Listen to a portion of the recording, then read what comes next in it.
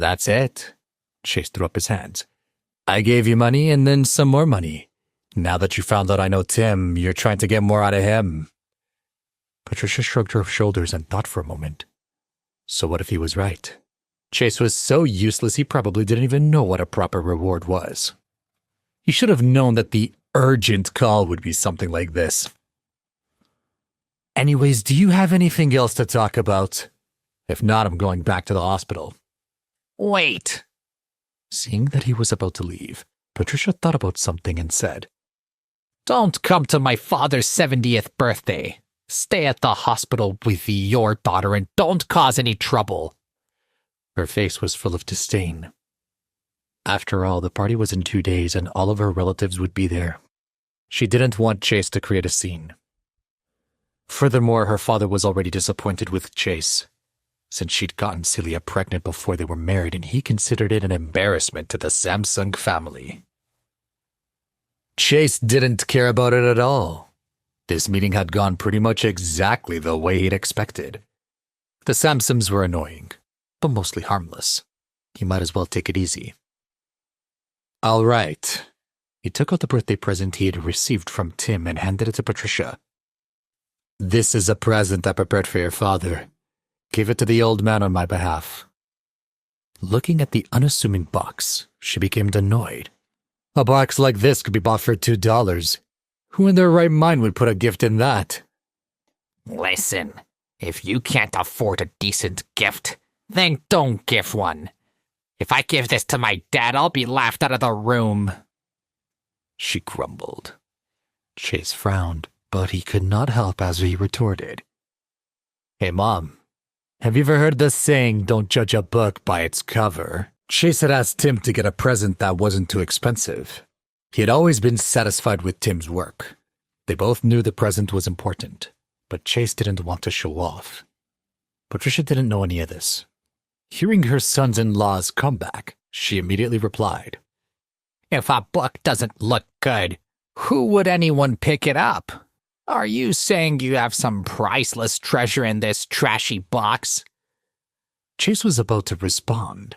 However, Jean couldn't stand it any longer. Enough. It's his gift. You haven't even looked at it. Just give it to him. Stop talking so much. Patricia sighed heavily and finally let it go. All right. I'll pass this gift along. He heaved a sigh of relief. However, just as he was about to leave, Patricia's sister Dorothy suddenly appeared from outside. She wore a bright red coat trimmed with mink fur, and her hair had been braided. She wore a gold necklace around her neck, and the bracelet on her wrist was jade. She looked extremely noble. As soon as she entered the room and saw Chase, she immediately shouted, Hey, look who's here. I just happened to be in the area. I just wanted to remind you, for old man's birthday, you can all ride in my family's car.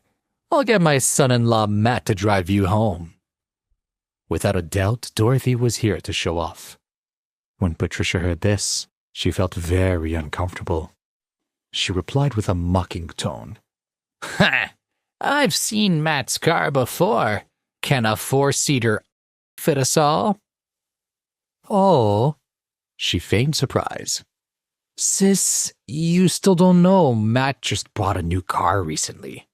I don't know what model Mercedes is, but he spent over $200,000 on it. I think it's big enough for us and your family, don't you? Patricia felt a burning pain on her face as if she had been bitch-slapped. Dorothy looked at Chase with disgust, comparing him to her side of the family. Patricia stared at him like she wanted to swallow him whole. Looking at her sister's appearance, Dorothy's heart was filled with joy. She loved to see her sister being humiliated. However, she said, Come on, sister, don't hate your son-in-law so much. He's actually quite outstanding. At the very least, he's very strong in the face of hardship. Even if he's not as well off as my son-in-law, I'm sure he's a great asset. Isn't this insulting? Chase sneered in his heart. His impression of Dorothy was getting worse and worse. Sis, how about this? She continued to fan the flames. Matt said that his company still needs a security guard for the lobby. Why don't I tell him Chase is available? A monthly salary of $3,000 isn't a big deal, but it's better than nothing, right?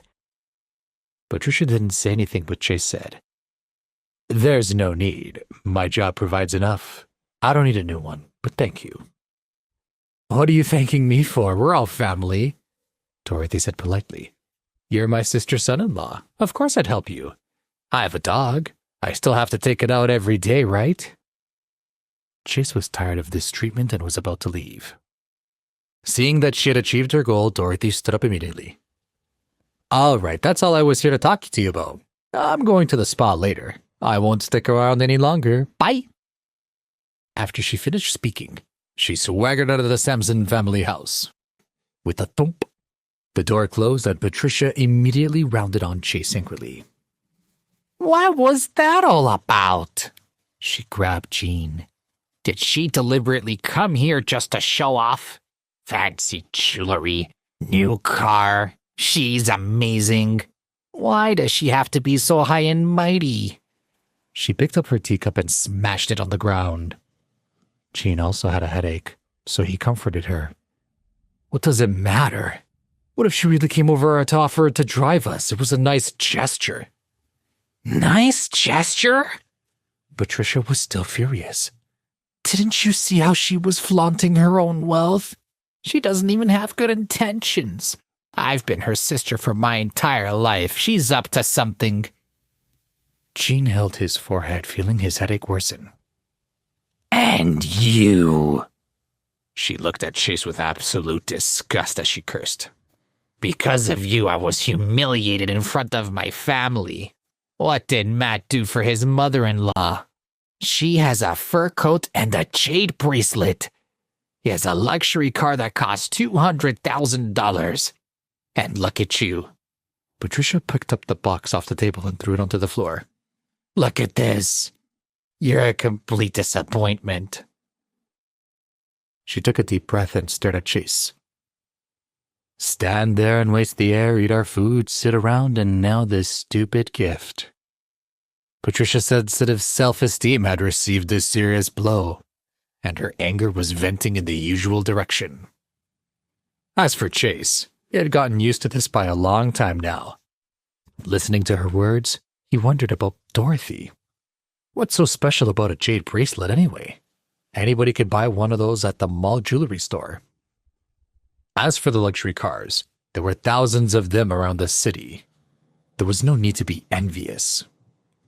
Thinking about it, Chase couldn't help but say, "It's just a car and a house. I have those too." Hearing that, Patricia became even angrier. You have those. What the hell do you have? A tiny electric car in that 600-square-foot house? That's embarrassing. He shook his head and continued. "No, I just bought a new house." Ugh, enough. Jean couldn't stand it anymore. Patricia was still angry and Chase was just adding fuel to the fire. "You're boasting about your lack of status? You know, I'm sick of hearing you two bicker every second you're together. I'm begging you, can we just, leave and have some peace and quiet?" He was furious. He didn't expect Chase to stoop to his wife's level. The Samson family had enough drama and stress as is. Chase was indifferent. Looking at their two in-laws, he suddenly asked, "Mr. and Mrs. Samson, have you heard of the Callahan Courtyard?" Wait, that's not the end. You've just had a free taste. Now get the full story on the Pocket FM app, link in description. Check out our next video and playlist, and don't forget to like, share, and subscribe.